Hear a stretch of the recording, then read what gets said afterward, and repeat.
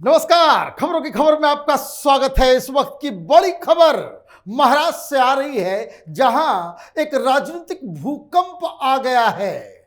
ऐसा वैसा भूकंप नहीं, इसमें तो महाराष्ट्र की राजनीति के भीष्म पितामह कहे जाने वाले शरद पवार का घर ही नेस्तो नाबूद हो गया है। एनसीपी टूट गई है और जो टूटा हुआ हिस्सा है वो चीख चीख के कह रहा है कि हम ही हैं असली एनसीपी। ये शरद पवार की पार्टी नहीं रही, ये पार्टी अब अजीत पवार की हो गई है।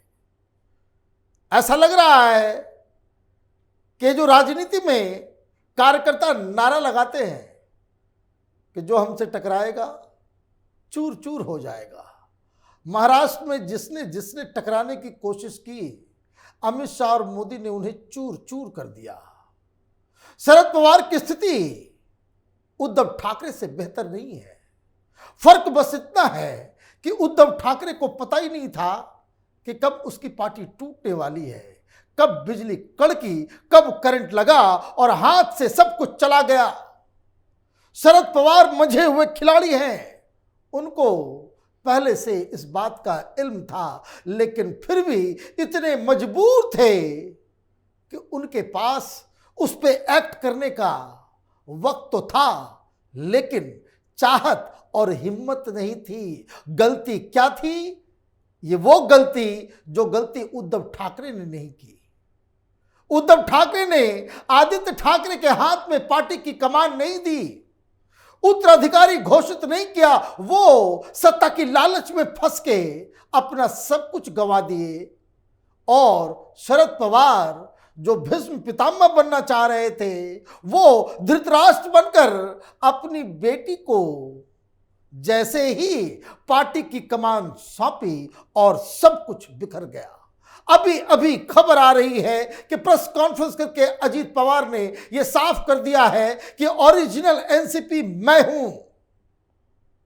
9 बड़े बड़े लीडर जो एनसीपी के प्रमुख पिलर हैं, स्तंभ हैं, वो अजीत पवार के साथ आकर मंत्री पद की शपथ ले चुके हैं। राजनीति का खेल बड़ा निराला है। सत्ता जिसके पास है उसी के सामने सब कुछ झुक जाता है। ये एकनाथ शिंदे कौन थे कोई नहीं जानता, लेकिन बगावत की तो बगावत तो हो गई। लेकिन जैसे ही चीफ मिनिस्टर वो बनते हैं, सब कुछ उनके फेवर में चलाता है। राजनीति का चरित्र ही ऐसा होता है, सत्ता जिसके पास है वही मेन एक्शन हीरो है, बाकी सब साइड हीरो। और जिस हिसाब से 9 बड़े एनसीपी के लीडर वो बन के आए हैं मंत्री, आप देखिए उनकी जुबान बदल गई। वो ये कह रहे हैं कि देखिए मैं तो महाराष्ट्र और देश की खातिर इस भारतीय जनता पार्टी समर्थित सरकार में हम शामिल हुए हैं। यह सबको मालूम है कि प्रधानमंत्री मोदी को 2024 में हटाया नहीं जा सकता।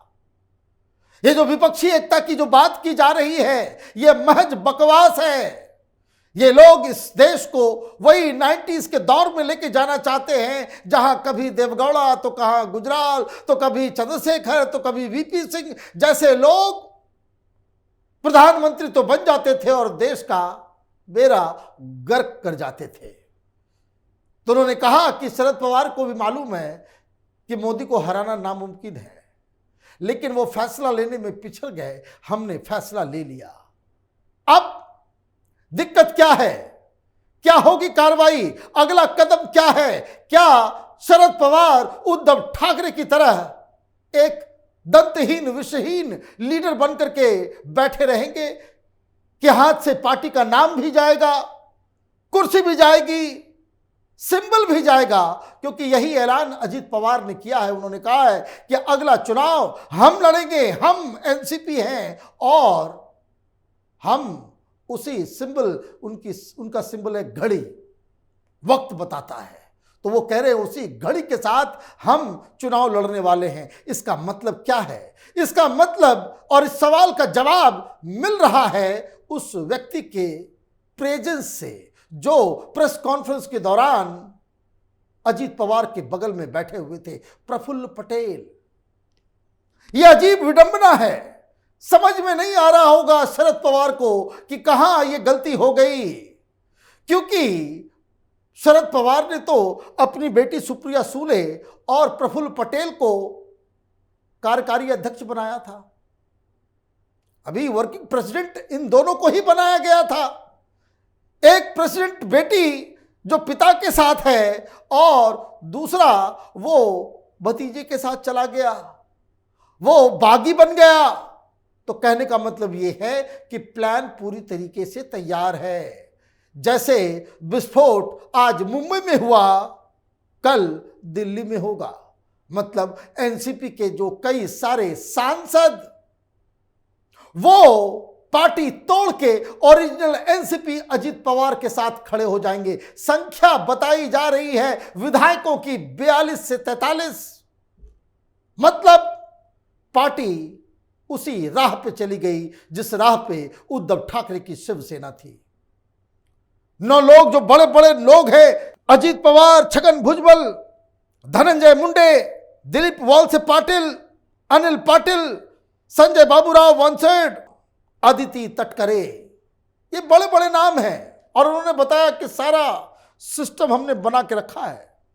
दलितों को भी जगह मिली है, ओबीसी को भी जगह मिली है, महिलाओं को भी जगह मिली है और अल्पसंख्यक को भी जगह दी गई है। मतलब ये प्लान कोई बगावती नजर नहीं आ रहा, ये एक वेल थॉट आउट प्लान है। और शरद पवार ने प्रेस कॉन्फ्रेंस में आकर के कह दिया कि ये प्लान महाराष्ट्र में नहीं बना, ये प्लान दिल्ली में बना है। प्रधानमंत्री मोदी का आशीर्वाद है अजीत पवार के ऊपर और इसलिए ये सारी चीजें हुई है। और तमाम विपक्ष छाती पीट रहा है। ममता बनर्जी परेशान है। भाई पार्टी टूटी शरद पवार की, आप वहां परेशान नजर आ रहे हो। वो कह रहे थे ये डेमोक्रेसी है, किस तरह की डेमोक्रेसी चला रहे हैं, पार्टी तोड़ रहे हैं। भाई पार्टी तोड़ कोई नहीं रहा। अगर कोई टूटने को तैयार है, कोई अपनी गलती से खुद के लिए गड्ढे वो खोद रहा है, उसमें स्लिप होकर गिर जाए, तो इसमें कब्रिस्तान में बैठे स्टाफ की क्या गलती है? आप अपनी गलतियों की वजह से आपकी पार्टी टूटती है और आप सारा ठीकरा जो है वो भारतीय जनता पार्टी के ऊपर ठोक देते हो। भाई किसने कहा था सुप्रिया सूले को कार्यकारी अध्यक्ष बनवा दें? जिस वक्त अजीत पवार रूट के वेन्यू से वो चल पड़े थे, मीडिया से बातचीत उन्होंने नहीं की थी, नहीं कहा था कि इस डिसीजन के साथ हम हैं, शरद पवार जो फैसला लेंगे वो सही है। इन्हें तो वैसा बयान भी नहीं दिया, तो उसी दिन ये तय हो गया था कि बवाल मचने वाला है।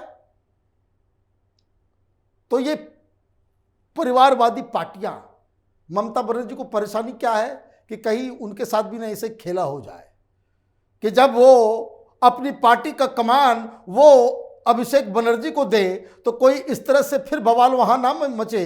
कहीं डर लग रहा होगा तेजस्वी यादव को कि कहीं वैसा कोई खड़ा उनकी पार्टी में ना हो जाए कि पार्टी के ऊपर ही बुलडोजर चल जाए।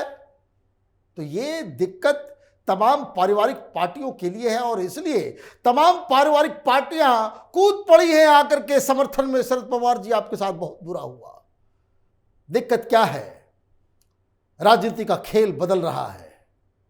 ये 1970s में पैदा हुए हिंदुस्तान के लीडर जो जेपी के साथ मिलके, जो एंटी कांग्रेसिज्म के साथ मिलके खड़े हुए और भ्रष्टाचार के खिलाफ आंदोलन करते करते खुद अति भ्रष्ट बन गए, जिन्होंने राजनीति को लूट का एक तरीका, एक मशीन समझ लिया, उन लोगों के लिए परेशानी का सबब है। महाराष्ट्र की राजनीति में जो बदलाव आए हैं उसका इंपैक्ट नेशनल पॉलिटिक्स में बहुत जल्द देखने को मिलेगा। अभी 2 दिन पहले शरद पवार जारी कर रहे थे यह फरमान कि विपक्षी एकता की जो अगली मीटिंग वो बेंगलोर में होगी, मैं कन्वेनर बनूंगा। अब किस मुंह से वहां पे जाएंगे? किस मुंह से वो कहेंगे कि भाई मैं राजनीति का बहुत माहिर खिलाड़ी हूं? लोग देखेंगे तो हंसेंगे कि जो शख्स अपनी कुनबे को, अपनी पार्टी को ही संभाल नहीं सकता, वो देश को किस राह पे लेके जाएगा? वो गठबंधन को लीड कैसे कर सकता है? तो ये सारी दिक्कतें और ये सारी चीजें आगे आने वाले दिनों में होने वाली है। लेकिन एक बात जो समझ में आ रही है। अजित पवार ने एक वाक्य में सारी कहानी बता दी जब उन्होंने कहा कि 2024 में मोदी को हटाया नहीं जा सकता है, और ये बात किसी और ने नहीं बल्कि खुद शरद पवार ने यह स्वीकार किया कि मोदी को हराना नामुमकिन है। तो कई सारी मीटिंग्स हुई, कई बातचीत हुई। ये प्रफुल्ल पटेल, अजीत पवार ये शुरू से कह रहे कि राजनीति के क्षेत्र में हम सदा के लिए स्ट्रगल नहीं कर सकते। जनता अगर प्रधानमंत्री मोदी के साथ खड़ी है तो आप जनता के खिलाफ खड़े होकर के राजनीति में सरवाइव नहीं कर सकते। ये सिंपल पॉलिटिकल रीजनिंग है, और इसलिए पार्टी टूट गई। वो वहम जो कुछ लोगों ने पाल रखा था कि शरद पवार हिंदुस्तान की राजनीति के चाणक्य हैं, आज चाणक्य साहब के घर में ही आग लग गई। कुनबा टूट गया, पार्टी बिखर गई और साख इनकी मिट्टी में मिल गई। ये और उद्धव ठाकरे बड़े मौज से समंदर किनारे क्या खोया क्या पाया के ऊपर डिस्कशन कर सकते हैं। हिंदुस्तान की राजनीति और खास करके महाराष्ट्र की राजनीति उन चीज़ों से काफ़ी आगे निकल गई है जिसको लेकर उद्धव ठाकरे हो, कांग्रेस पार्टी हो या शरद पवार राजनीति करते आए हैं। आप देखते रहिए कैपिटल टीवी। हमारे वीडियोस को लाइक कीजिए, शेयर कीजिए और हमारे चैनल को सब्सक्राइब कीजिए। धन्यवाद।